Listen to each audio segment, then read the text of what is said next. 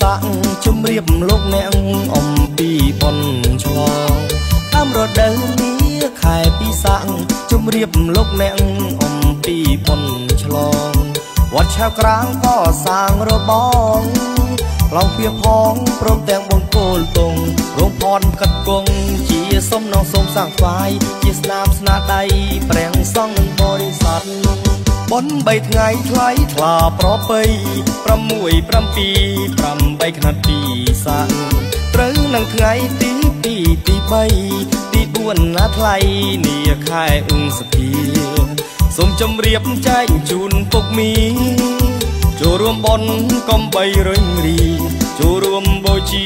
បុណ្យឆ្លងសមិទ្ធផលសូមបុណ្យកុសលចូលដល់ទាំងអង្គគ្នា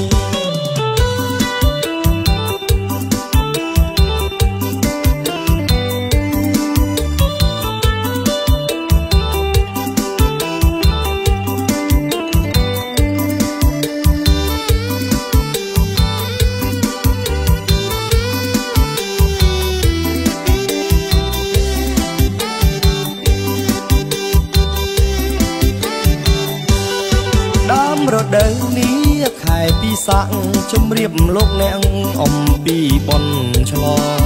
តាមរដូវនេះខែពិសាក់ជំរាបលោកអ្នកអំពីប៉ុនឆ្លងវត្តឆៅក្រាងក៏សាងរបង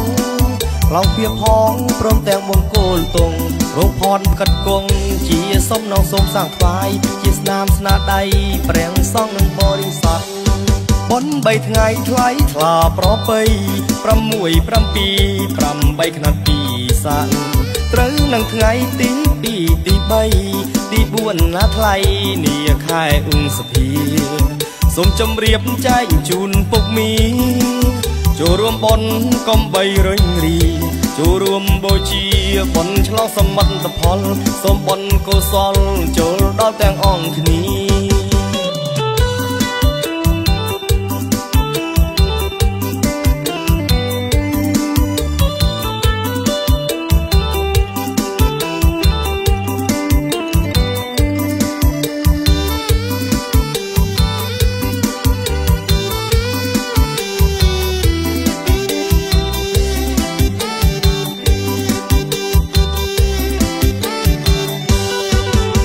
រដូវនេះខែពិសាក់ជំរាបលោកអ្នកអំពីប៉ុនឆ្លង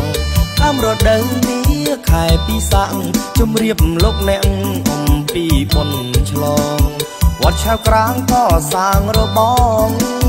ឡងពីផងព្រមទាំងបង្គោលទងរងផនកាត់គង់ជាសុំនងសូមសាងថ្វាយជាស្នាមស្នាដៃព្រះសង្ឃនឹងបរិស័ទបុណ្យ3ថ្ងៃថ្លៃថ្លាប្រពៃ6 7 8ខណទីសាក់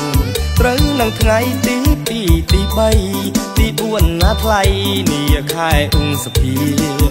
សូមជម្រាបចែកជូនពុកមីចូលរួមបុណ្យកុំបីរញរីចូលរួមបូជាបុណ្យឆ្លងសមិទ្ធផលសូមបុណ្យកុសលចូលដល់ទាំងអង្គគ្នា